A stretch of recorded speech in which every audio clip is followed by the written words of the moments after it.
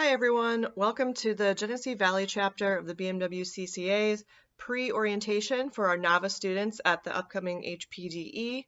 My name is Diana Gherkin, and we also have Sean Grant, our registrar and classroom instructor, Alan Landis, and John DeRizio.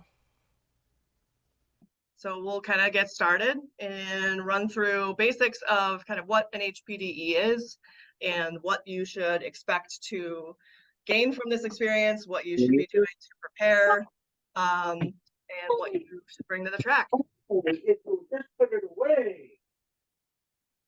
Oh, where am I? Here we go. So this is what we're calling kind of a pre-orientation. Your first day will include a morning classroom session that will likely cover some of these topics. But again, that's going to be Sean Grant for this next event as the classroom instructor. So he'll be able to kind of fill in any gaps here. So HPDE, it stands for High Performance Driver Education, keyword being education. And you're going to get that two ways: in car with your instructor one-on-one, or classroom learning. And so they're about 20-minute sessions of track time with breaks sprinkled in between, and then usually like 20 to 30-minute classroom sessions. It is not a race, but it is a high-speed event. So you're going to be driving at race speeds, although it's a more controlled environment. There's not any kind of like wheel-to-wheel racing. So I'd like to give a nod to Ross Bentley here. He's a renowned performance and race driving coach. He's got this, when I send this PDF around, there's a link to download his first timers guide. There's a ton of information in there. I kind of tried to distill a few bits of information, but there's way more than we're going to cover in here. So first, he has safety, fun, learning, and speed in that order of what you should be looking to gain from an HPDE. So safety is paramount. GVC's been key in kind of developing a safe standard for HPDEs in the area. And key things are being predictable, making sure that everyone else on the track also knows what you're about to do. Understanding the flags, that's how corner workers communicate with you as a driver on the track. And then managing risk. So knowing when to kind of push a little, when to pull back. Also, it goes into your car prep, managing risk with making sure you have the right track pads, brake fluid, those kind of things. Next would be fun. All of this track driving should be fun. But we also include social events. So we are going to be doing this event on Saturday, I think Saturday and Sunday, right? It's just Saturday. So Taste of the Track, for anyone that's on the call, that's Taste of the Track, that is just Saturday. If you signed up for the full weekend, so the novice students, you guys are the full weekend, which is Saturday and Sunday. Right, but I'm talking about just the lunch, sorry. Oh, sorry. So but lunch is just Saturday. So we'll be providing lunch. So that's your first day. And just so you don't have to worry about going anywhere, getting lunch, you'll get to meet with us and other maybe driving instructors that are milling around, basically kind of the people that are running the event. And then at the end of the day, we have a track walk, which I'd highly suggest going on. That'll be guided track walk with Jay Sofianik, the chief instructor. And then we also have a whiskey tasting that's going to be happening in the garage as well. Third, we have learning. So it's really just about understanding your capabilities as a driver, and knowing the limits of what your car can do and how to get around a road circuit safely. Kind of the learning never stops, really. Like even us that we've been doing this for 5+ years, we are all still learning. Learning about different ways that we can improve our own skills or improve our cars as we kind of cap out maybe what our skill and our car match is, like at one point I had a base Mini Cooper and I felt like I was out driving it. So it was time to change to something else. But it's always about improving yourself first, not your car. Speed, slow is smooth, smooth is fast. So if you focus on honing your skills, the speed will come. So if you are trying to go fast, you will likely have a slow lap time. If you forget about trying to go fast and just focus on technique and what you're learning in the classroom and what your instructor is saying, then you will likely go a lot faster. Are you guys seeing this screen? Because I just realized that I might not be sharing on the Zoom. Are you seeing it? Yes. Okay. I just wanted to make sure because I can't see any of you when I put this on here. I don't think you do have your slides shared on the Zoom. We can see it on a TV when there it is. Gotcha. Okay. So, okay, I think we're good then. Let's see. Understanding the track. Should And we be seeing the slideshow? say that again? Should we be seeing the Yes. slide? I Yep. don't see that. I'm not There- sharing. So, yeah, I don't see it. Hang on. Sorry. Hmm. Let me make sure I'm on the right.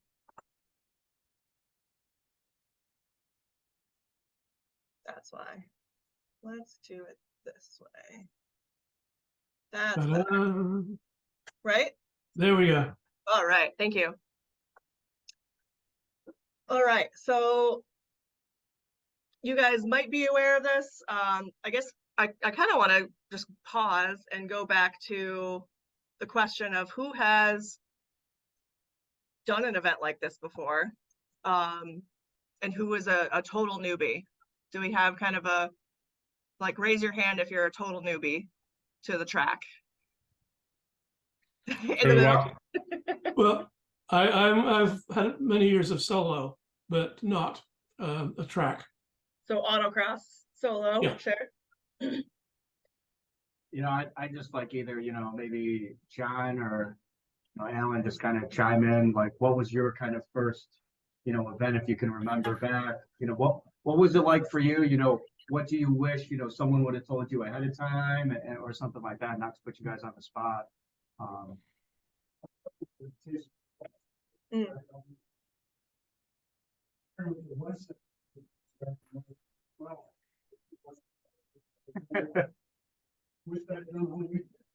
You need to move to the microphone. I can't hear you. Oh, this should pick you up. Yeah. Program and it kind of had it from I thought it was pretty well prepared from looking myself on things. We're hoping to kind of gather some of that for you guys, in a sense, maybe easier to find. But I really like running with this book. It looked really well organized. I just felt like everything was kind of predictable, so you know what's going to happen, and gave you a chance to really explore good things in the car that I had never done before.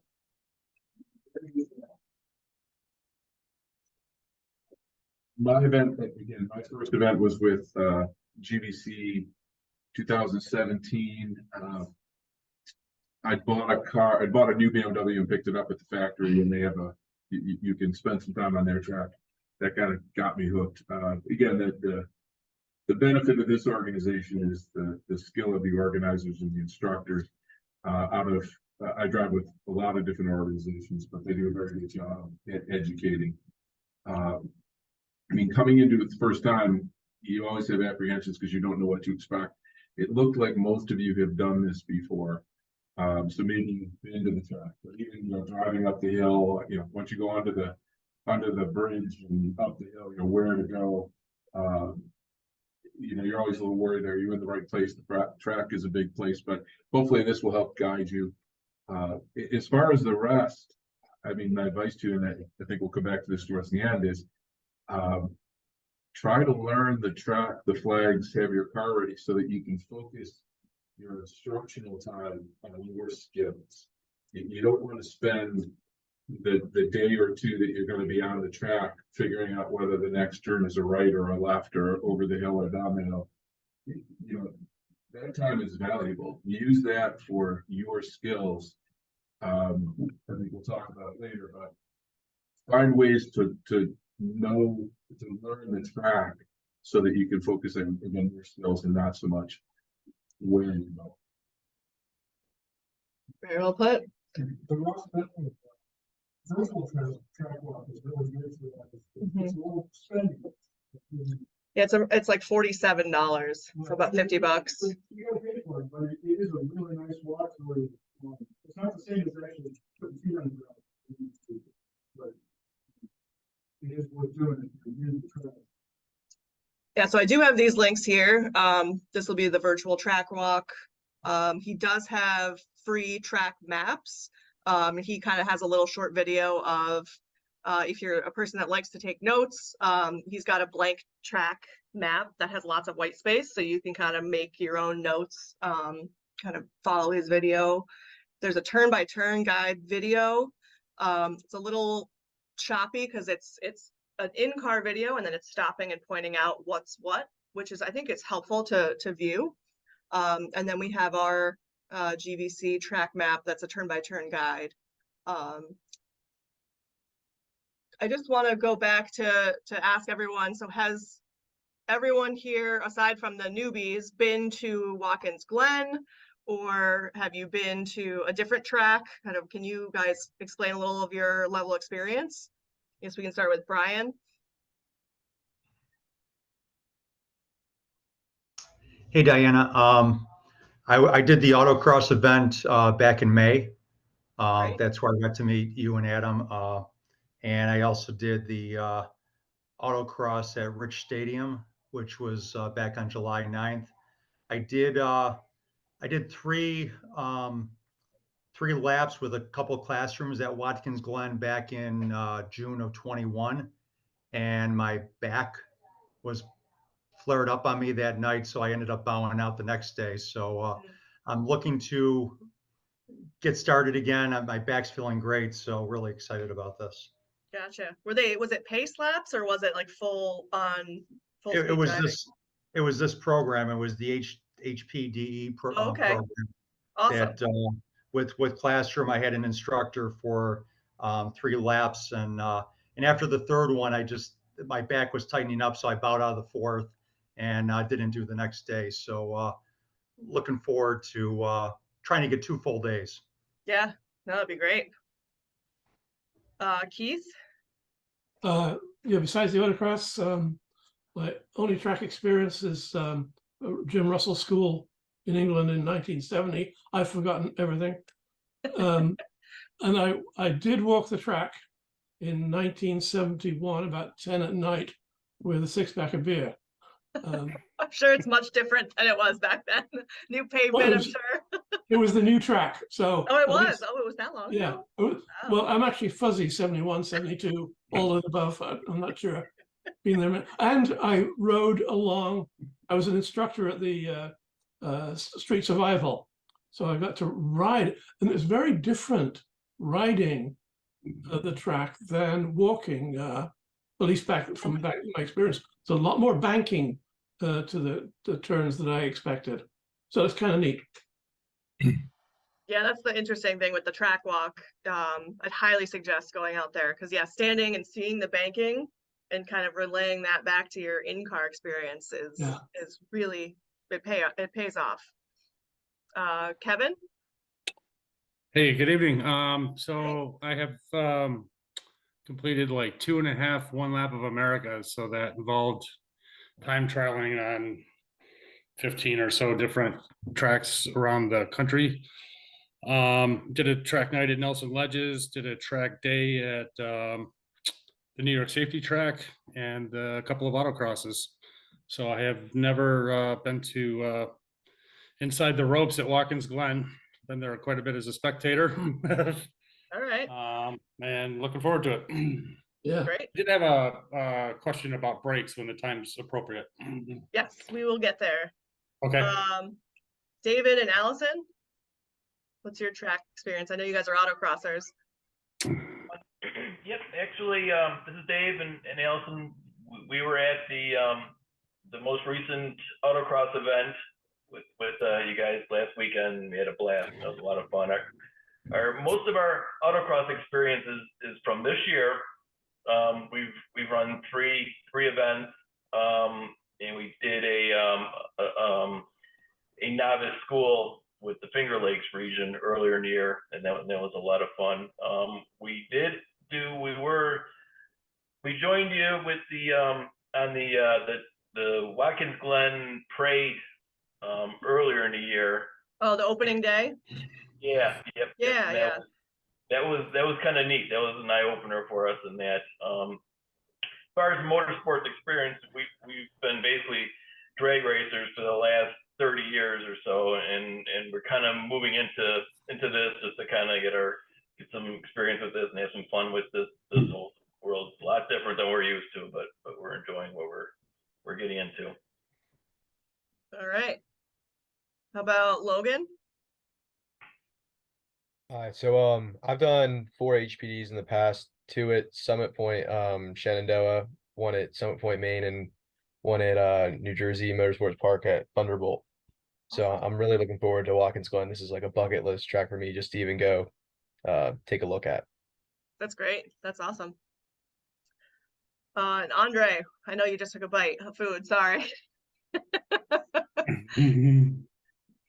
Sorry. I did an HPDE at Watkins Glen 19 or 20 years ago. I did track days at Toronto Motorsports Park in cars and motorcycles. Did 2 track events at Spartanburg, BMW course with instructors. I feel like there's more. There's probably more, and then I'm about to have put this little guy together. I don't know if you can see it. There you go. Oh, nice. Sim goes a long way. Morris, enough, buddy. Sorry, my dog. But yeah, I'm looking forward to it. Cool. So yeah, with sim racing, you'll probably get a good track map in your mind of where to go then. Got it right there. Oh, nice. Excellent. Let's go to Matt. Or Matthew, sorry. No, Matt's fine. Matt's Good good, evening, okay. everyone. I have never been around Watkins Glen. I've only ever seen it on TV. Just like Kevin, I am also a 2-time One Lap of America participant. So I have very short sessions in at many different tracks. I've also spent some time at the New York Safety Track. Awesome. And then Lee. Hi, sorry about my disruption earlier. It's not right. So far, just the autocross from earlier in the month. I have been on the rig to at least try to learn about the track layout. But otherwise, that's really it. Very good. So we've got kind of an array of experience and familiarity with the track. So this should be a fun group of people. Thanks everyone for sharing. I'm going to get back to our presentation and I'll keep an eye out on questions about brakes. So just They going slow back. you down. Go ahead. According to Graham Hill, it was an interview I listened to. They slow you down. Yeah, who needs brakes? Just toss them out. You'll go faster without them. All right, so one of the most important things that you'll need before you come to the track is a tech inspection. We have a tech form that needs to be brought to preferably a qualified mechanic to go through, run down that list, make sure there's nothing loose, nothing squeaky. They'll confirm that your brake fluid has been flushed, preferably a high temp brake fluid. So you're gonna look for like a DOT4. A lot of us run the Motul 660 just as a benchmark. You don't want your brakes to fade because your brake fluid boiled. That's not going to be a good time. You don't want your session or your weekend to end from having the wrong brake fluid. So make sure you come prepared with that. And then appropriate wear material on your tires. And so you're gonna want good tread. There's no limit to tread wear, like you don't have to stick to like the Autocross 200 tread wear limit, but likely you can come with even a good sticky set of street tires. I mean, you guys can kind of jump in, but you don't need specific tires to run the Glen. I've taken a stock ZHP in Continental all seasons and wasn't the best handling, but it was a blast. So you just have to drive to the tires that you have. Do I need to show the receipt from the brake fluid flush? Say that again? Do I need a receipt that from having the brake fluid flushed? No, we Okay, just want to know that. The tech form that you need to bring asks when it was done, and so the mechanic that's doing the inspection is gonna need to certify that. Yeah. So, you don't need the receipt, but again, the mechanic filling out the form is gonna wanna make sure it's done. And then brake pads and rotors. So we have a minimum of 6 millimeters that's required to get on the track. That's the absolute minimum. That can go away very quickly on the track versus street driving. Like your wear and tear is going to be a lot heavier on these wear items than it would be just driving around the street, even on autocross. We'll get to those in a second. But other than that, before coming to the track, researching the track, like we were kind of talking about, understanding, like John was saying, understanding what's coming up next is really helpful to let you focus on other things.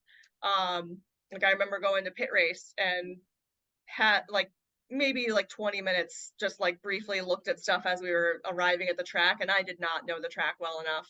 I'm out there with the instructor and he's trying to teach me on skills. And I'm like, I just need you to be quiet and tell me left or right, because I don't know where I am. So you shouldn't be in that position. Don't put yourself in that position. Again, it is maximizing what you're taking from your instructor, and again, that's better used for your skills than learning the track. I travel to a lot of different tracks a year, and what I do, the Ross Bentley virtual track walks are great. I think once you know a track a little bit, there's so much data in there that no one is going to be able to retain all 45 or 50 minutes of it. I start with a blank track map in YouTube and watch it enough where I can draw on the map where the flag stations are, where pit in, pit out is. I want to be able to know that. And then I move on quickly. I have a simulator too. I move to that. You don't need it. But if you have like Forza, Microsoft Forza or something like that, they have pretty realistic tracks on there. But again, that kind of stuff that's cheap to do before you get to the track is going to let you focus on driving skills once you're there. I'm trying to get out of the pointer so I can click on. It's not going to let me click on these. Maybe after this, I'll click on some of these links to kind of show you those track maps too. So prep for your vehicle a little more in depth. Here's kind of the visual for the 6 millimeter pad thickness. So on the street, if you start wearing down, you start getting to this like service soon, starts to get a little squeaky. You don't want to be there on the track.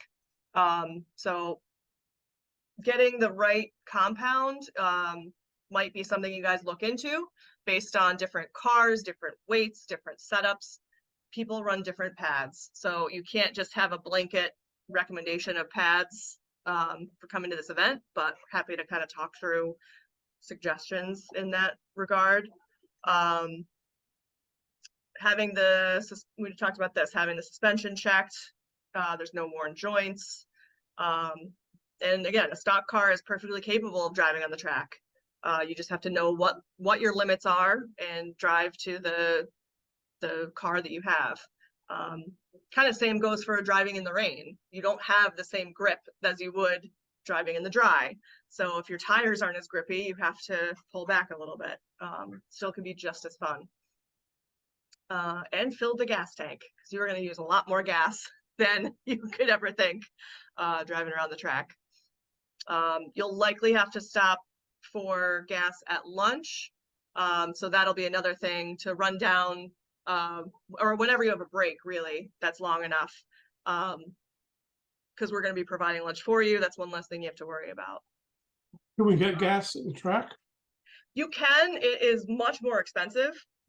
So if you wanted to like put a splash in, or if you want to spend a bunch of money, that's fine. Just so I know, it's available.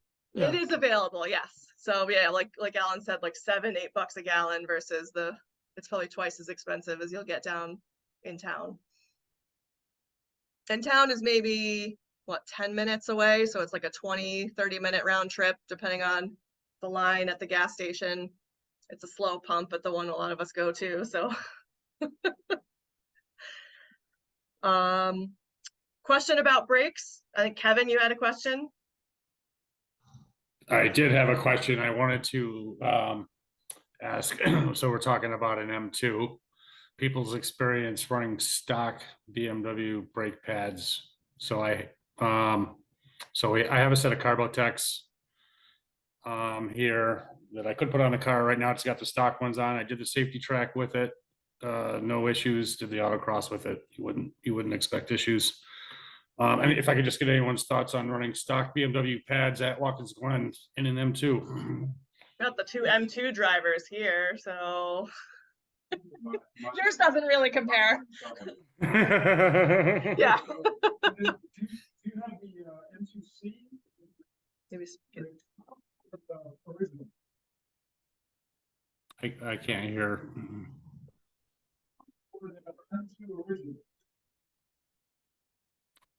Is it the Idea. regular or the competition model? It's the competition. I don't know. I can't hear him very well. That's weird. No, can I? I don't know what I just hit on there.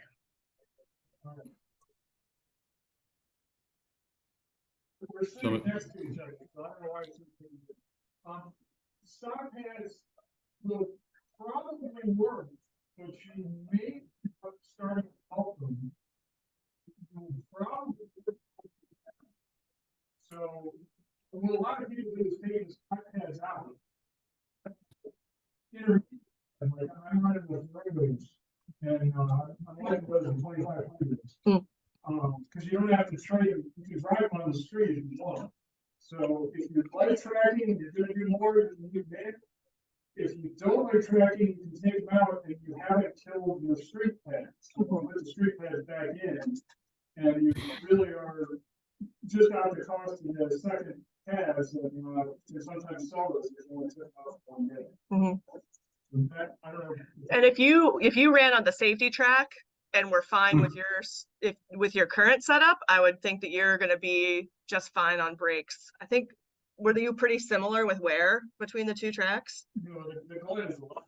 It's a lot harder. Okay. The seats are really not a big break. Big one. The Glen-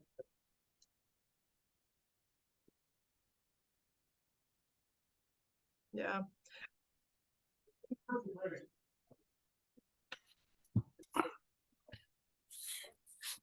Yeah. So maybe I think we can make sure you guys have each other's email address and maybe chat Okay. after this too if you have more questions then. All right. Yeah. Again, he was hard to hear, but I got the gist of it. Yeah, 'cause he's running like the Ferodo 2500s, which I've seen popular on the M2s, and I had them on my Mini Cooper for a bit. They don't really squeak when you're driving on the street, so it Yeah, is a nice so- kind of intermediate so the- dual use pad. Yeah. So the Carbotech squeak and dusty, and that's why I would prefer to. And they're expensive. Like if I can get by with stock pads and they do the same thing, I would say that the stock pads are not as don't have as much bite. Yeah, you're probably going to be missing that on the track for sure. Okay. Does anybody have the, I've got the Hawk Performance pads, which are wonderful for autocross and street. Does anybody else, any observation of the suitability on the track? I think people run like what, the HT? So I run Hawk DTC There you 60s. go. I'm not sure what car you're bringing. I run an E36 M3. I absolutely love them. I'm doing like 18 days at the Glen this year, and one set of pads is more than enough for the entire season. Okay, good. Good stopping power, good bite, good pedal feel overall. I also run brake cooling though. Mhm. So that's kind of another thing, but I will tell you that when I started out, I ran Hawk HPSs in the novice group for my first time, and that was more than enough Yeah. stopping power for the novice. As you guys progress and as you guys keep going, just talk to your fellow garage mates, talk to anyone there with the same car. There's a lot of information that can just be had by finding someone with a similar car that, is maybe running in the solo group or is even an instructor. Because we all started at the same spot. So they've been through, the brake pad chasing of, which one's better, which one's not. So use the group that way. It's a great resource, and, they're all in it for the exact same reason. Good, thanks. I just didn't want to get into trouble with what I've got, and I think they should be good. Yeah, because you're in the Mini Cooper, right? Fiesta. Oh, the Fiesta. Gotcha. So, all right, then we get into what to pack. So a lot of people bring a tote to keep all their stuff dry. The instructors will be in the garage bays. You will have plenty of parking around the garage in the paddock, but it is not covered. So if you have the room and have an easy up tent, you're welcome to bring that for shade and keeping dry. If it does rain, you're welcome to run into the garage as well and hang out.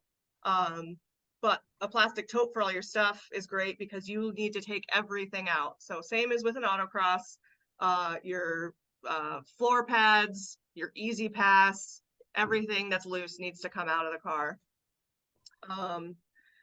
Tire pressure gauge, I would say, so this top list here is kind of like the must-haves. So everyone should have a tire pressure gauge because your tires are going to heat up quite a lot, and you need to be able to know what temperature you're running at, so you can try to bleed those down or even add air. There is an air pump at the track too.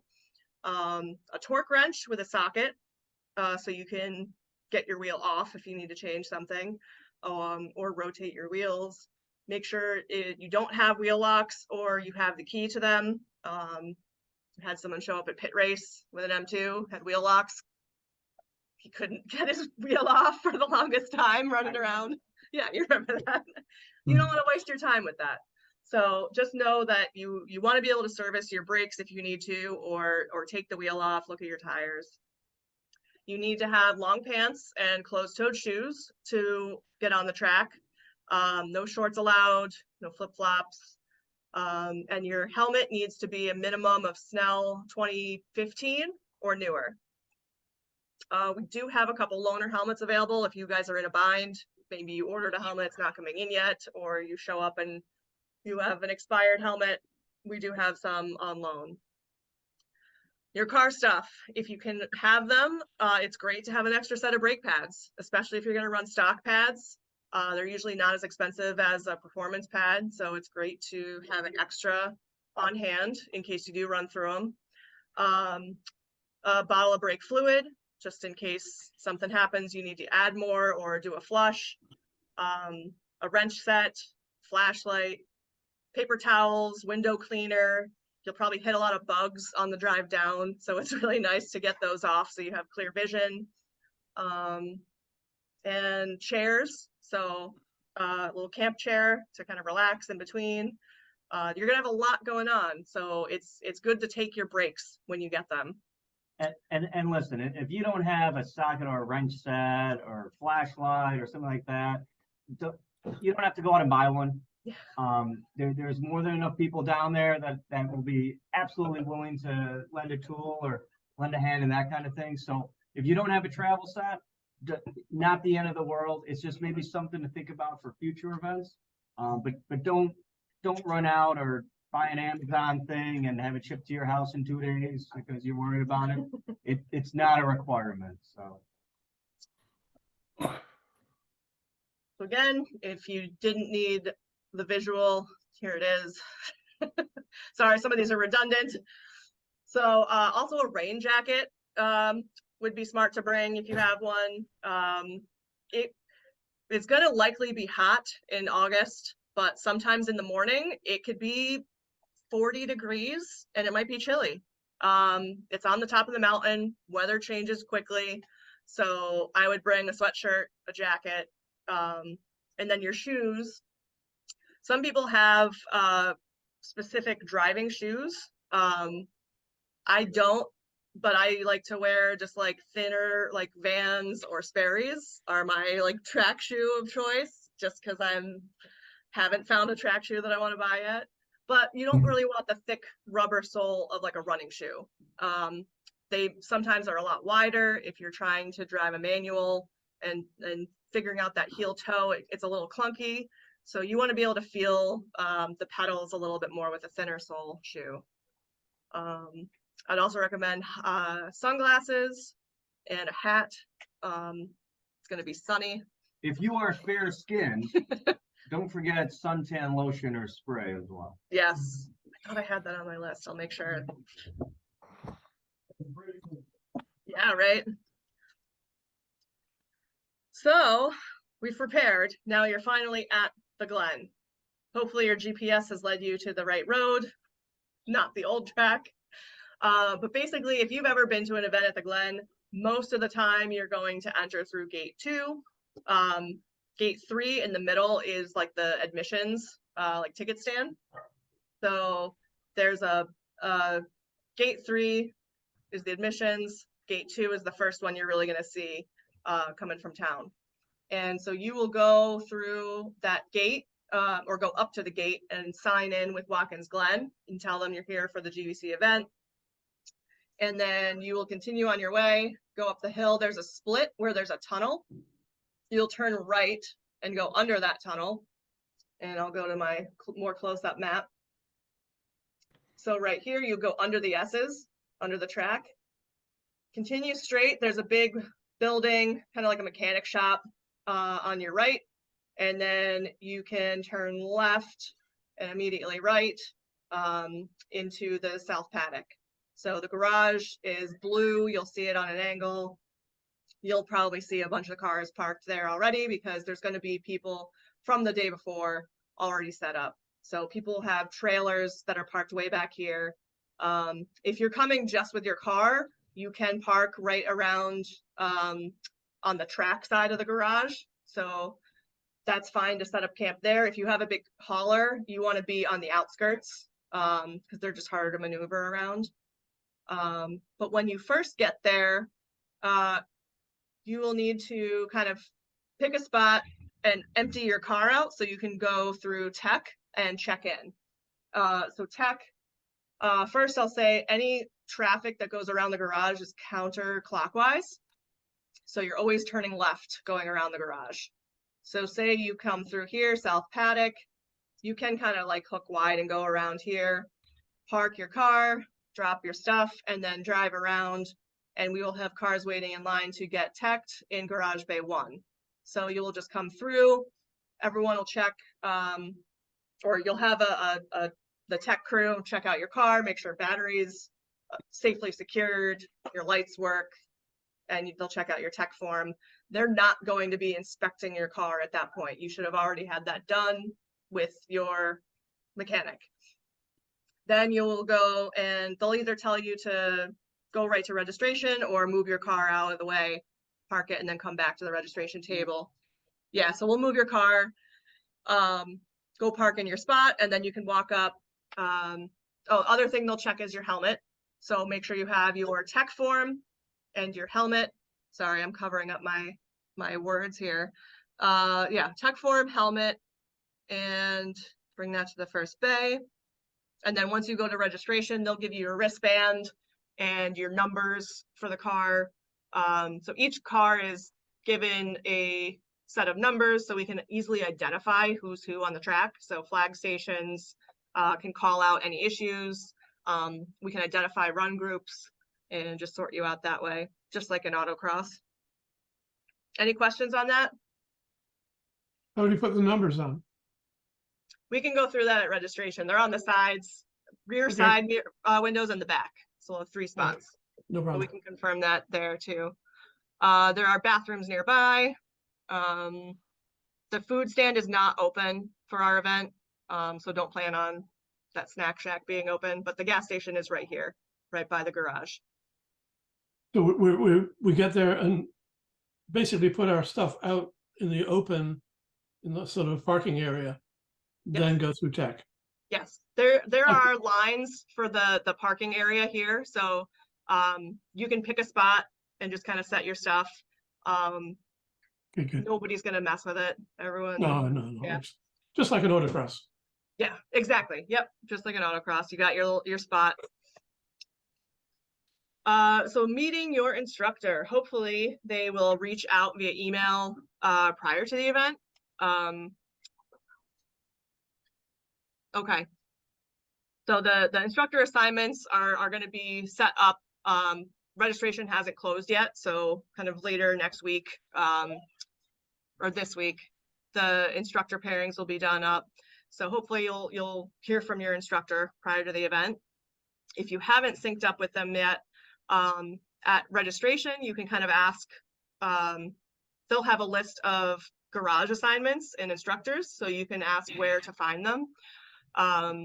Then Saturday morning, there's a mandatory drivers meeting at 8 a.m. And so everyone should be there, including your instructor. So if you haven't found them by then, that's a perfect time to go and face-to-face meet your instructor and kind of just figure out where you guys are going to meet for when you go out on track. So if you have questions, if you can't find, so Sean really, or anyone at the registration table is a great resource they'll be able to see who's assigned to who, and will likely be able to figure out what car they're driving, where to find them. I probably know who they are. Yeah, Sean will likely know all of the instructors since he's the registrar and assigning them to you. Okay, just a note that I shouldn't be concerned. Somehow my name does not show up on Motorsport Reg as an entrant, but I am registered. Adam, in fact, emailed me to that point. So I just don't want to I want to make sure that's not an issue in pairing up. What's your last name? Crossley, Crossley. Interesting. Sean will make sure it's there.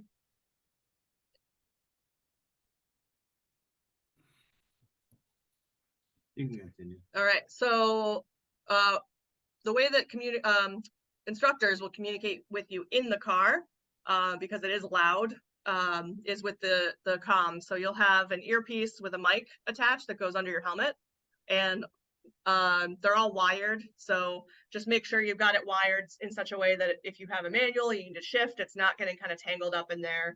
The instructor can kind of help with that. They'll do a little check so you know you can hear each other. I think one thing that I skipped over is that a lot of instructors, not even just your instructor, are happy to take you along on a ride along. So if you have a chance, especially if you find someone with a similar car as you, like sometimes the instructor pairings don't always work out where you have similar cars.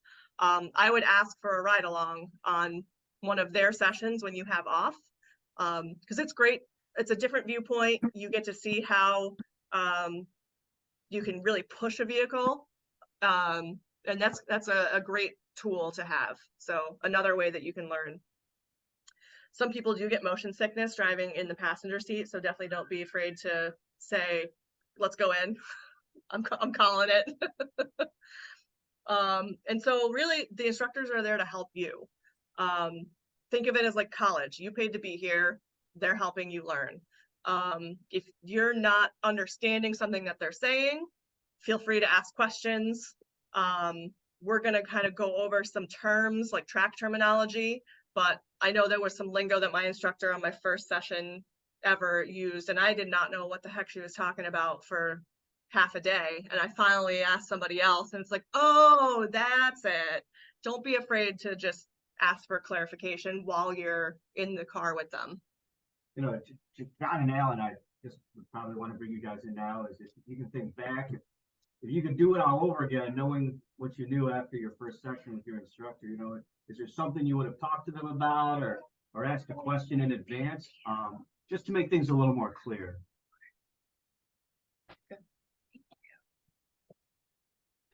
It's a weird question. I guess it would have been clearer with my instructor on what I was looking for, my goals.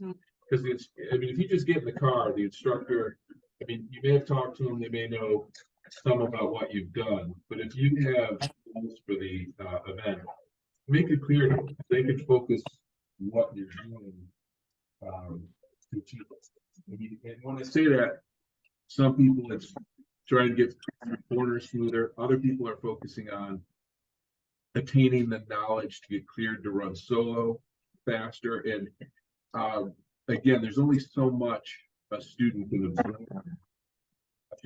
So you, if the instructor knows what you're looking for, they can tailor and help you get there. It's great to know that you can kind of give them feedback too of you're talking too much, you're talking too little. I have found that some instructors just keep talking the whole time, and sometimes it's a little overwhelming, especially if you're a total novice, and it's okay to say, just, I need a minute of quiet, and you can talk about it when the session's over, or you can kind of check in after that corner if you've got traffic coming up and you're trying to focus. It's a skill to learn. So managing traffic and dealing with all of these inputs while you're driving at a high rate of speed is a skill that you're going to only learn with practice. So you can't expect to be able to just go out there and do everything right off the bat. Instructors are all volunteers, so they're just excited to be here and giving back to the sport and helping other people learn and join the sport that they love doing too. Listen to your instructor. So they might give you a prompt or kind of a not a demand, but like a, help me out here, a cue of what you should do. And it might be kind of a critical, like, you need to do this right now. You might want to know why, but there's a lot of fast moving cars out there. So you might just need to listen to what they're telling you to do for safety's sake. And then at the next corner or when you get off the track, then you can discuss what might have happened there. So does that all make sense? So my, at an autocross, I don't worry. In the Fiesta against the BMW, I'm kind of concerned I may not have the ultimate speed on the track. Is that, I guess the instructor should be able to direct me on that? Yes. So I think you will be fine, especially I started off driving a base Mini Cooper that had 116 horsepower. I caught so many Corvettes in the corners you would not even believe. So they'd crush me on the straights. It's a balance. And you'll want to just practice being comfortable with point buys. So giving them and taking them. And that is what we're going to get into probably in a couple of slides. That's how we manage traffic around the track. So it's not a race, it's a controlled passing situation between cars. Ideally it's happening pretty rapidly to kind of keep traffic moving, but if you don't feel comfortable giving a pass, then they have to wait to the next corner, and that's okay. Thank you. Again, don't worry about moving your car fast. You're there to learn your skill set, and often you'll make more advances driving a slow car because you'll have to learn how to drive a slow car fast. Driving a high horsepower car masks a whole bunch of sins. Yeah. So you don't I have friends that have, again, pulled into this hobby, and they're always, I'm going to do this upgrade, that upgrade. And my advice to them is leave the car alone until the car is limiting you, Mhm. then you can put it out there. But yeah, don't worry about having a car you think may not be up to either some others. That's not what it's about. You'll be just fine. Excellent. And You'll, Thank you. you'll probably take those skills so much further than if you started off with a high horsepower car. Let's see, next, starting the day off right. So you are going to get wristbands at registration, and they're going to be color coded for what run group that is. So that run group is whoever's on track at the moment. There might be times when there are mixed groups on track at the moment. So novices, I think novice and taste of the track, or taste of the track is a different color. Nope. They're all green? Taste of the Track is green. All right, so you guys are all gonna have green wristbands. It'll go on your left wrist. So your driver's side hand out the window has the wristband on it. Same with autocross. Intermediate is gonna be white. Advanced is blue.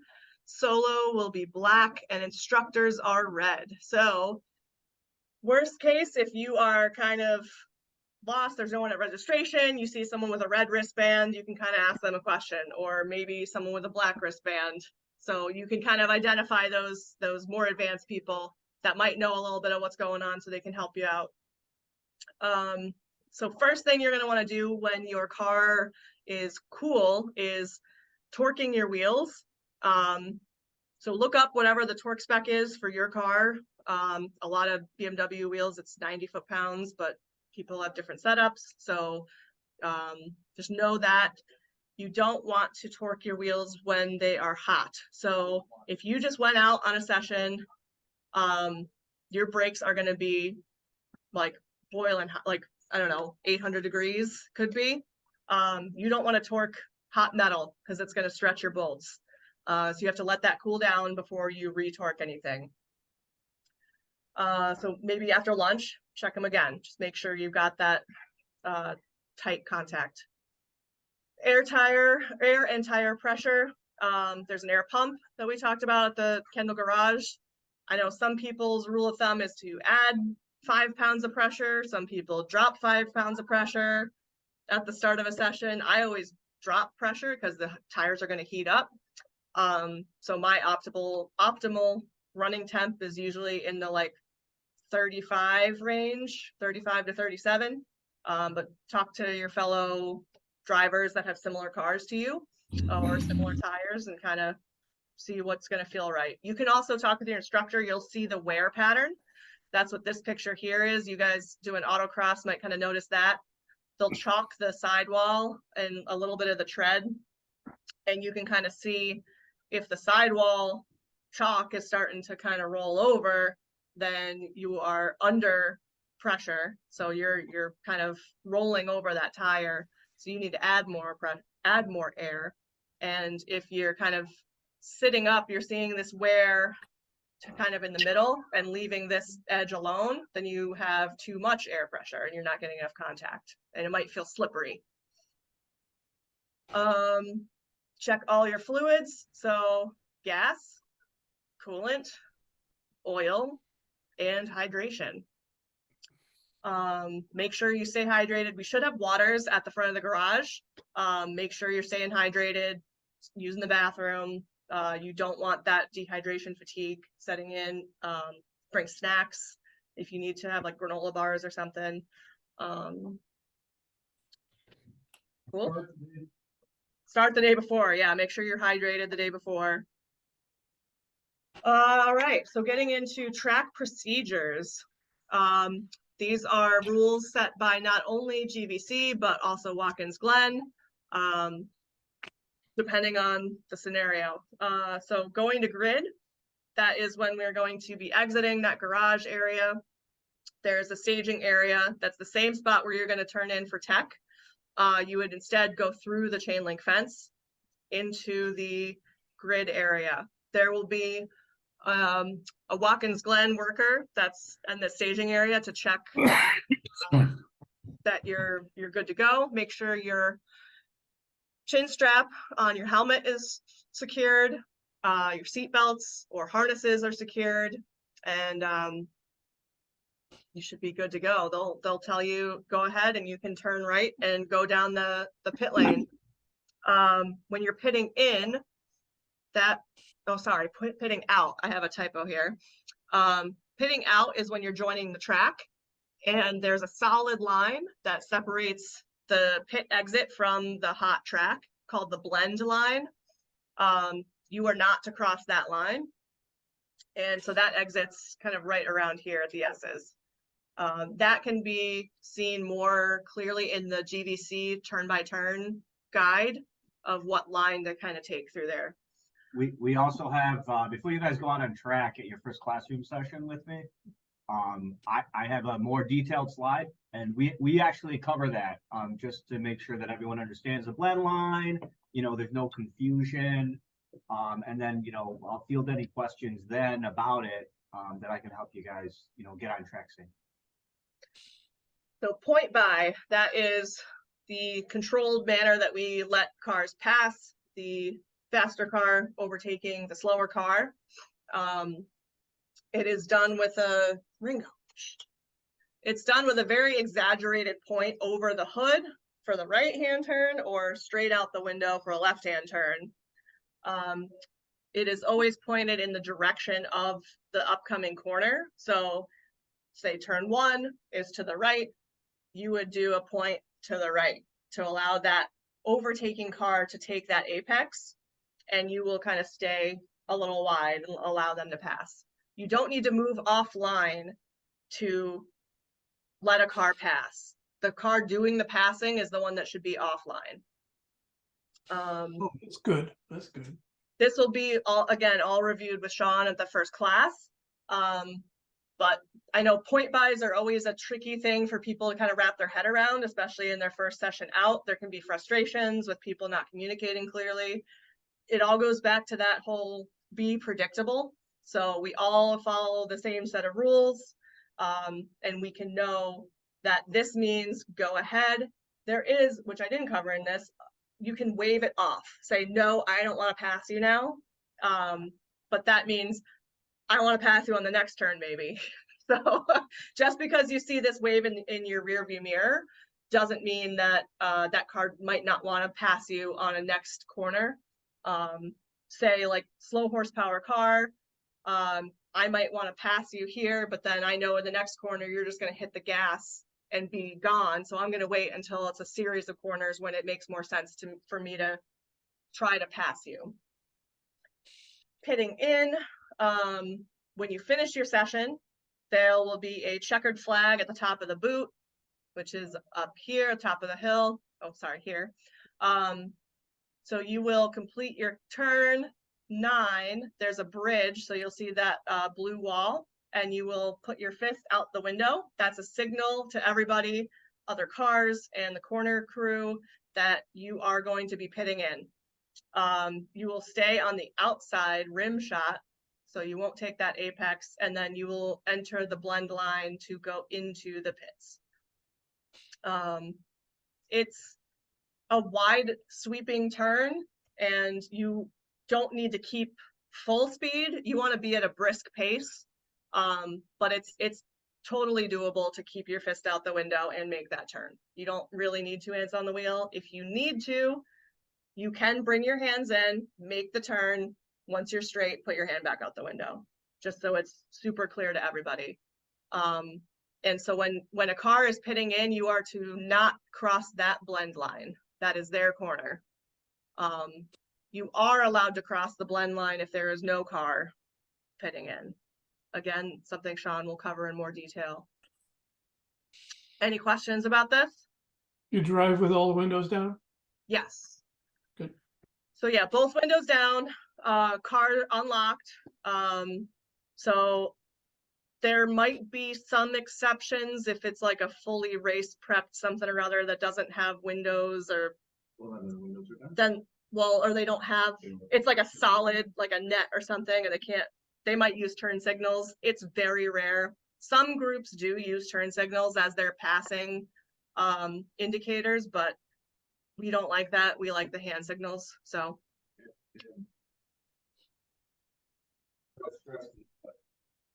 you're going around and trying to figure out how to point by the car behind you. Less anxiety and more confidence if you know what direction the next corner is. Yeah. Again, what Diana said, I just want to jump back to it. You point by in the direction of the next corner. So from 11 to 1, the front straight, you're going to point the car by, you're going to point your fist over or point your finger over the roof of the car, pointing up to the right. If you're not sure what direction the next corner is going to be, you're going to be sitting there having to think about it, and it's just going to make it that much harder. Mhm. Knowing the track will make everything out there a lot easier. And you may see people that get kind of mixed up and point on the wrong side of the car, and it might be confusing. So if you're unsure, go back to the being predictable. It's safer to not take the pass or the point unless your instructor says go for it. And then talk about it at the end. So you're gonna come together as a group again and kind of talk about, okay, how did that go? Were you getting point buys? Did you see wrong point buys? It's all learning. It's not finger pointing in a negative way. It's all just kind of trying to make sure everyone's on the same page. Is our current group the only people on the track? Sean? So, the green group has their first session by themselves with Taste of the Track. There will be no blue group, there will be no white group out with you. As we progress, Taste of the Track still has their own session in the afternoon. Just Taste of the Track.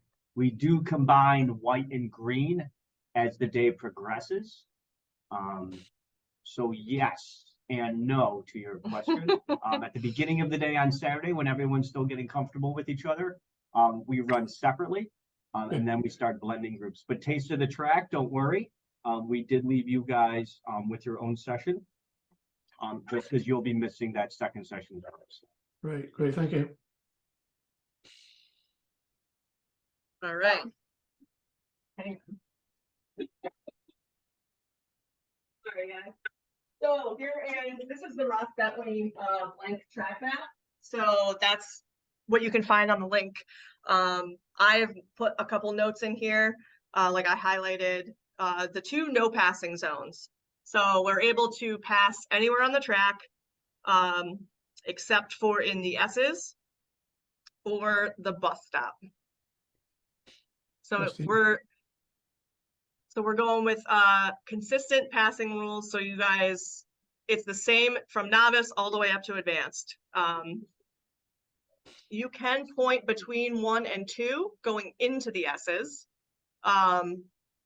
So, and a point can happen. It doesn't have to wait until you're like at the corner. So if you know somebody's coming up on you, they're not quite there yet, and you make turn 1, and you know that they have a lot of speed, as soon as you're comfortable, you can point over and then they'll move out and take that corner and go up the S's, rather than make them ride your tail all the way up the S's where there's no passing. Same with this long run in the back straight with turn 4. This turn going into the bus stop, you can pass. That's a large passing zone actually going into the bus stop. Once you enter the bus stop, that's where the no passing rule comes into play. So again, if you're up the S's, you have someone right on your tail. As soon as you track left, point them over to the right, they'll move out and go. If there's enough time, they can move back over online, but a lot of times people will just stay offline and take the track corner offline. And do you guys understand what that means with kind of driving lines? It seems like everyone has some kind of driving experience where you'd understand the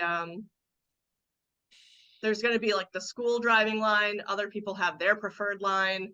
There might be practices where you take every corner offline, like pretending like you're going to pass a car. That's also a really fun way to practice. So there's different things that you can kind of test out if you guys have some experience on the track and you want to just try some different things with your instructor. Talking about the anatomy of a corner. So talking about the line, this actually kind of breaks it down into throttle and pedal transition time, braking zone, shifting gears. If you're driving either manual or say like a double clutch or like paddle shift, you'll be downshifting under braking, and then you have your turn-in point.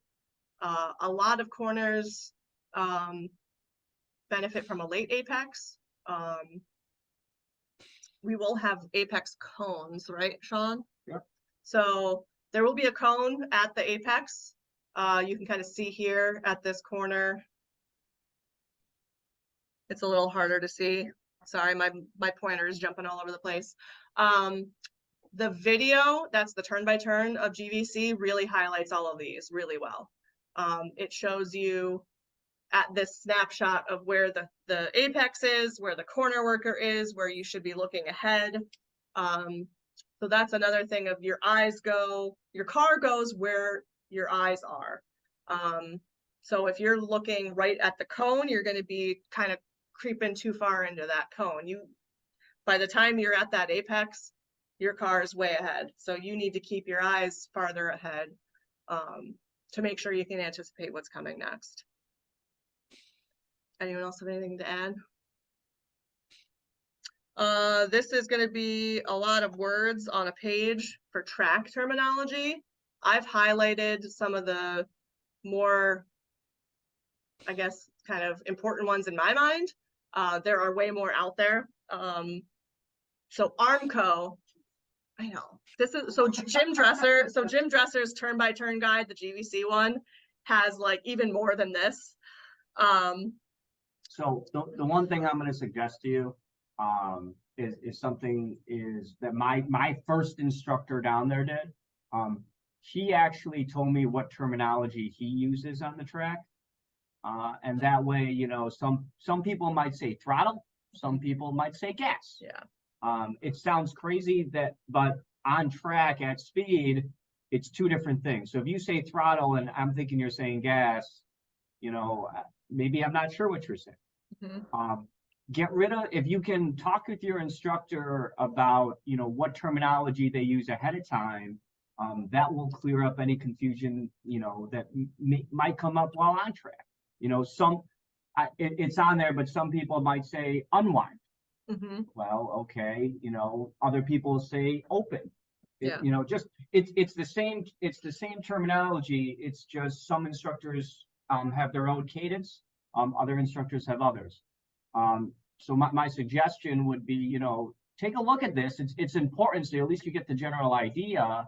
But on the same note, you know, have that open conversation with your instructor, just to clear up, you know, throttle and gas. Yep. So.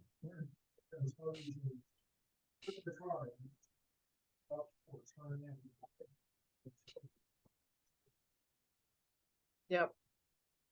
And they might come out with a new phrase right in the middle of a session. You're like, what do you mean by that? Break it down. And they'll tell you. So like just by looking in at this, as an instructor, I use the term breathe. Oh yeah. And breathe off isn't even listed on there. I've never heard that. So and that's the thing, and that's what I mean about every instructor has their own cadence, every instructor has their own group of terminology they use. But if you can clear that confusion ahead of time, you're one step ahead of the guy next to you that hasn't. Yep.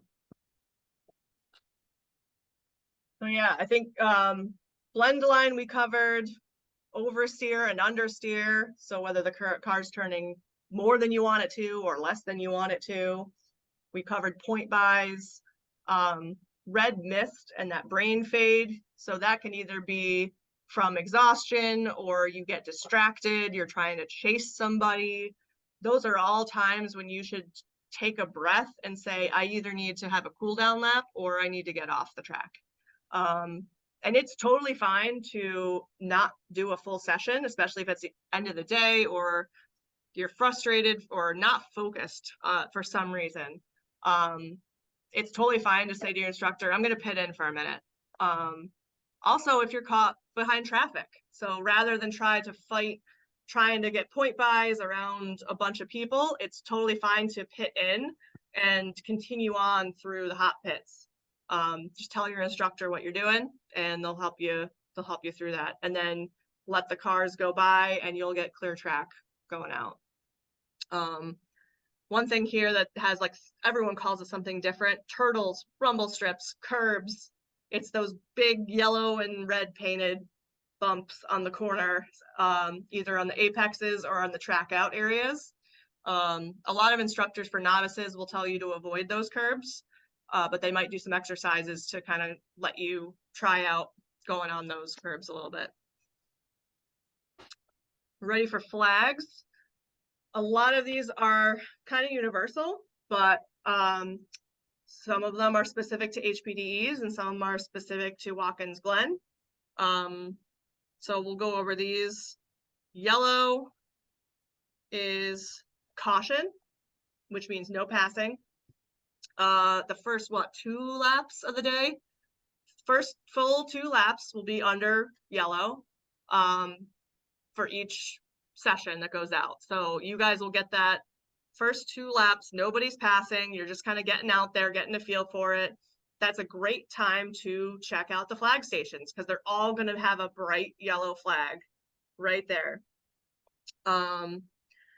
Also, you might see this if there is a hazard ahead. So maybe someone went off track. That corner worker ahead of that hazard will display a yellow flag. If it's something that's right in the path, maybe they spun and they're still on the racing line, they might be waving it drastically.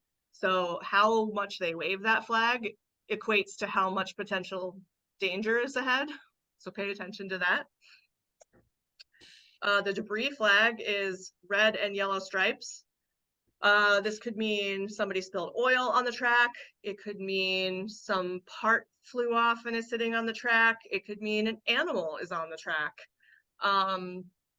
So just because the flag is there, it's going to be displayed for 2 laps and it's going to be taken back. They now assume that you know where the hazard is. If it's between sessions or like lunch or something, they'll likely go out and clean it. But they assume you know where the debris is. Red flag. Other people like to say come to a controlled stop, but my first thought is check your mirrors. Red means check your mirrors. You do not want to drop anchor or make any drastic movements if there's someone right behind you that did not see that red flag. That could create another incident. So red flag means look around you. If there's nobody behind you, come to a controlled stop in the view of a corner worker or a flag stand. So then you can await further instruction. Lots of times after a red flag, you'll get a black flag for the whole track, which means everyone come in. If there is an emergency vehicle that has to come out, everyone needs to be parked and predictably not going to be in the way. You might see a white flag come out, which means slow moving vehicle on track. So that could be an emergency vehicle. It could mean a disabled vehicle. So maybe someone is like limping their car back to the pits. They would display the white flag just to be, you might see it also displayed with the yellow. So caution, there's a slow moving vehicle. You'll see both flags out. Blue flag means there's a faster car approaching from behind. Corner workers will kind of keep note if they see a disparity in speed. They'll kind of give you the blue flag saying, hey, you should be pointing this person by as soon as you're able to. If you have multiple cars behind you, like say you're in a base Mini Cooper and you have 3 GT3 RSs coming up behind you, you're gonna point them by, one for each car that is coming up. So it could be 3 cars at a time. You will likely not be pointing by that many cars at a time. It's rare to have them bunched up that much, but just keep that in mind. If you are getting a blue flag, the corner workers think that you might have someone faster. The meatball, black flag with an orange circle. That means there's something faulty with your car. They could be seeing something that you don't notice, like smoke or fluid dropping from your vehicle. They see in some way that your car is unsafe and you need to get off the track. you should kind of, once, if you see this, try to check your mirrors, be aware if you can tell if you're dropping any fluid or smoking, that means you should kind of take an escape route, and not necessarily drive it all the way back to the pits dropping oil, because it creates a hazard for your fellow drivers, and also Watkins Glen charges by the foot for cleaning up fluids. I did not have a slide here for the escape routes, but they're on the blue Armco, there's big orange stripes that are marking ways that you are able to pull off the track safely and kind of park behind the Armco. Yeah. How did you start? I know I started, the flags are a pain, and why do we have to pay attention to this? But when you get into it more, you realize that the flaggers are your spotters. Because when you will quickly get to the point where you're driving at limit. And when you're driving at limit, you can't see around the corners or what's coming up. And so these are the people sitting there telling you if something bad is in your way. So you need to know how to speak their language, and the flags are their language. And again, they're not out there to try to limit your fun. They're there to try to make sure you know what's going on ahead of you and that you're not getting into a bad situation. So you need to know their language if you're going to progress to the point where you're doing this a lot. And as far as oil, that talking about these escape routes, that is something to pay attention to. I did have the pleasure of I blew a vacuum pump on my car and dripped oil for about, well, bottom line is I got a $700 bill from Watkins Glen. Just to emphasize, when Watkins Glen charges, it's not the organization who gets the bill, it's the driver who gets the bill. So if you think you're dropping fluid, find a spot to get off the track so that you're not shutting down the track for a long period of time and having to pay Watkins Glen for a bunch of kitty litter. Yeah. Something else with the flag stations. Can you guys hear me at this point? So Yeah. Getting to look for them is really good practice, because they have to conveniently put those flag stations right where you would want to be looking. So as you're doing those first couple of laps, look for where they are, train yourself to be keeping an eye on that next flag station and the next flag station after that. It really helps keep your vision up, keep you looking down the track, and you're always getting the word if something's happening around that next corner you can see. So it does double duty. There's a really nice landmark down the track. So you kind of focus, so you're not getting too focused in on the corner markings or the braking zone. All right, we only have a couple more left. We have the black flag, which generally means pit in. If it's shown and then pointed at your car, that means you specifically need to come in. You might have done something wrong. There might be an infraction that they saw. You just need to go into the pits and talk to the pit marshal, figure out what's wrong. They might just send you back out after you check in. Like I mentioned with the red flag drill, what often happens, not drill, but red flag, you'll see a standing black flag at all stations. That means all cars pit in. So generally, I don't think you'll really see the standing black flag just come out to pit everyone in. A lot of times they'll stop everyone where they're at. But you never know. You might just see black flag all stations. That means all cars pit in. They just might need to clear the track quickly and don't want you to stop. So again, that is their way of communicating to you. That's their language. So keeping everyone safe. Green, go, go, go. That's open track, or it means the end of an exercise. So there might be some drills that you guys are running, like leapfrog passing drills or side-by-side passing. Those will all be generally under yellow flag at the start, but then you're doing your exercise. To signal that that exercise is over, they'll give you the green flag, and then onward to your normal driving. Checkered flag, you win, everybody's a winner. Session's over, return to pits.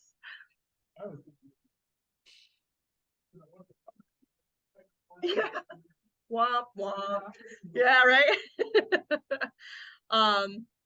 Yeah, so white flag does not mean last lap, like in NASCAR. That means a slow moving vehicle, just to clarify.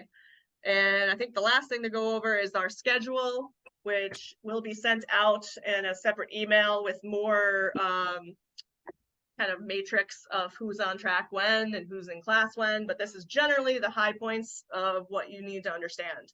So Friday evening, if you can get down for tech and registration Friday evening, that's awesome. That gives you a head start for the morning. I forget when it went until 6 p.m. to, is it 7:30? Yeah.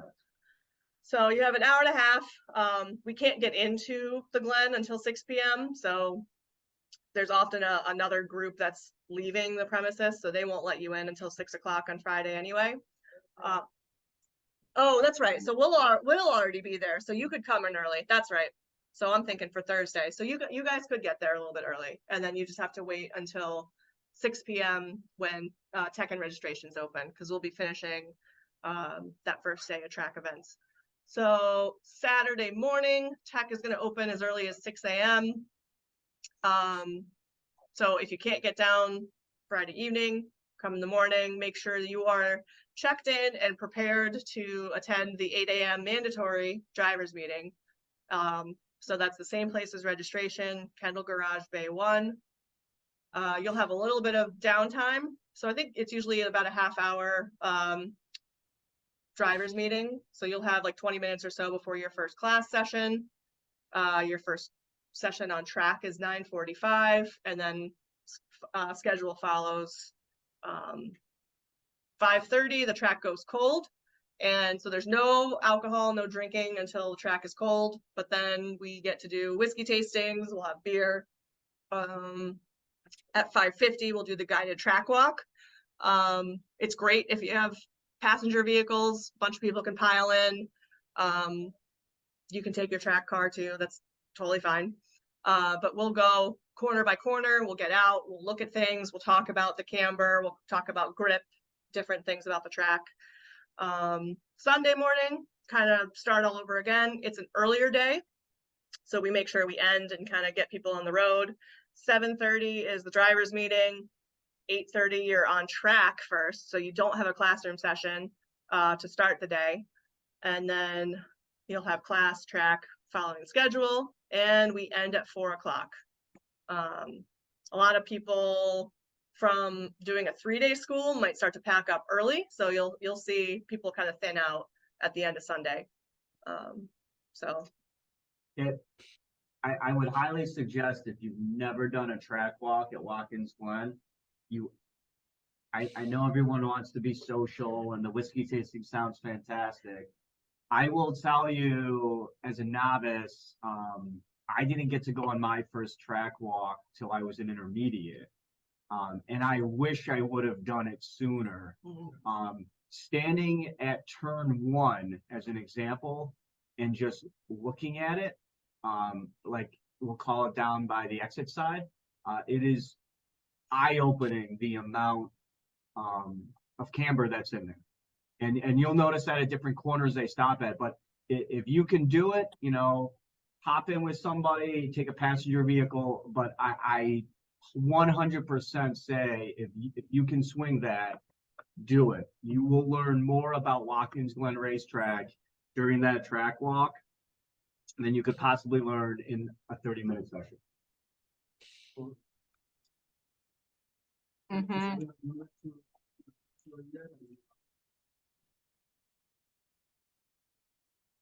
Whiskey will still be. yes, and honestly, I don't think people really were monitoring if you had a beer in the car.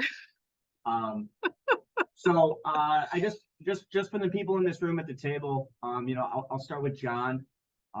John, do you have any kind of closing ideas or comments or suggestions, for the new group that's coming down and joining us? Other than what I've already said, I think don't be afraid, again, to ask questions before and at the event. It's, again, most of us really want to encourage more people to do this. So Again, we're more than willing to help. We've all been where you guys are. And we all know what it's like when you're trying to figure it out.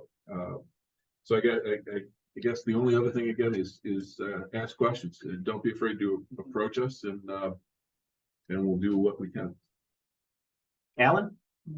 Yeah, I would second that and really thinking about it as expanding your skills. Really think about this as a learning experience, not a who can go faster or how fast you can go. It's really thinking about what you're understanding and how you can expand that. The instruction is hands down just the best part of it, because it really will get you thinking about driving the car differently and really approaching it from that perspective. I think it's probably the biggest thing. Thanks, Alan. All right. Diana? I know you've been talking I nonsense know, this whole right? thing, so- Yeah, Torque, hey, those were new wheels, and Roy even said there's probably the paint. I do want to just recap, like, not taking things too seriously and not trying to get ahead of yourself. It is just as fun to drive a slow car fast. So don't be worried about what you brought. Just make sure that it is reliable. Is kind of the key thing. But if you do have an issue, don't hesitate to come to us or your instructor. Everyone is there to kind of help out. So like, if you have trouble, if something's broken, you can't figure out what's wrong, just come to us. We'll try to help you figure it out. Something you guys will hear at your first drivers meeting and stuff like that is, I know Jay will talk about it, is look around to the people to your left and your right and front and behind you. Those are your friends and family for the next, whether it's day or two, depending on how long you're going to be there with us. So, ask questions. Every single person there, I guarantee you, started as a novice. Promise you that. We don't have any Formula One drivers down there, at least not this weekend. But be open to that. So one of the things that we kind of changed around was with Classroom is bringing more people in rather than just you guys having to hear me talk, for 5 straight sessions. You'll notice a lot of the guys there and girls there that might know each other, stuff like that. In Classroom sessions, look around you. Those are your fellow drivers. That's your group. I can just tell you that when I was in Classroom, once the conversations got started about on track and everything like that, it really started opening up people, talking about things that happened, whether it was, good, bad, or indifferent. But a lot of learning can happen through there, whether it was your car involved or a different car, that kind of thing. And like I said, I'm the Classroom instructor for it. We'll be more than happy. I have my own things that I want to cover, but I kind of base it on the room. If the room wants to go one direction, I'm here to help you guys. You guys are here to share your stories and experiences with each other. And like Diana said at the end, it's, have fun, learn what's going on, learn what's possible. And listen, we all go down there for the exact same reason. We all love the sport. And I can tell you that your instructor, they're there to just pay it forward. Definitely. To answer, I see a Brian Z. Is it possible, if they get to the Glen on Friday, to get a ride along with some experienced drivers? Absolutely. If you want to come down on Friday prior to your registration, please shoot me an email. I'll add you to the guest list for Friday to make sure that you can get into the Glen. I'm more than happy. The instructors that are down there, they like taking out, brand new green students just based on the fact, they get to talk about the Glen, they get to talk about their experiences. And hey, if you get to see the Glen at speed on a Friday, that gets you just a little bit more prepared for Saturday. Yep. Looks like we got one more. Yeah, there's a few. So Okay. some of you guys talking about splitting a room at the Seneca Lodge. I don't know if there are spots left open at the Seneca Lodge, but you can try. Yeah, you can try Seneca Lodge. If it's not, there's the Glens Falls Motel just in Montour, which is about 5 minutes down the road.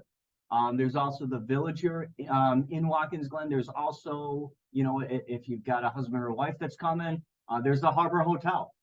I hear they have a great bar there as well. So, if you want to scroll down a little. Yep. A minimum amount of tread. Lee, are you just referring to tires? Yeah, I just want to make sure that if I need to swap my tires or anything, because right now I'm at about, on average, say like 730 seconds of tread. Are they just normal street tires like your all seasons? Yeah, they're summer tires. Okay. Yeah, at 730 seconds, you should be okay for either the 1 or 2 day. Right.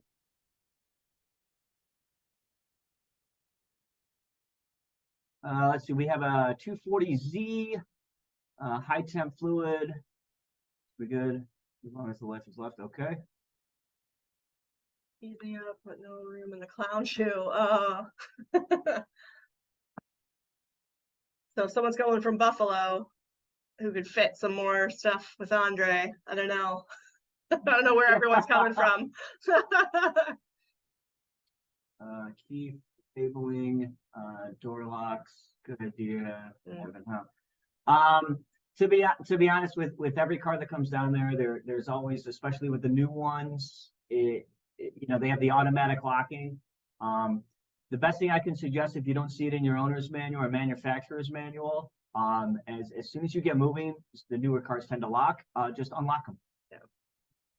And that's another reason why the windows are down too. Someone can just reach in and just open it. And let's see, we got Matt. Oh, yes. So I am going to send out this whole presentation to the whole group, even people that couldn't attend. So that'll have some of the links. We got, okay. So Brian, to answer your question about face shields, if your car has an airbag, and your helmet has a face shield, your face shield must be closed. If you do not want to close your face shield, you need to remove it from your helmet. And that is a safety thing based on if you have just your helmet, you know, in the upright position, and, you know, the most unfortunate things happen, you know, and an incident happens and your airbag goes off, that face shield can shatter, and then becomes a projectile. So yes, you did read the thing about face shields. And if you don't want to, then just take it off. Keith, thank you. Thanks for joining us. All right. I'll let Diana finish it up. Yeah. So, I mean, this is just a glance at one of the links. It's also on our website under driving schools and forms. I don't know why it's under forms, but anyway, this will start to get into a little more detail of what each corner will entail, kind of looking at turtles, the curbs as the track out, showing your optimal line to drive. This shows kind of the pit in, pit out, blend line. So really gets detailed. I'm not going to go through this, but feel free to go through it kind of at your leisure. Are there any other questions that we can review before we sign off?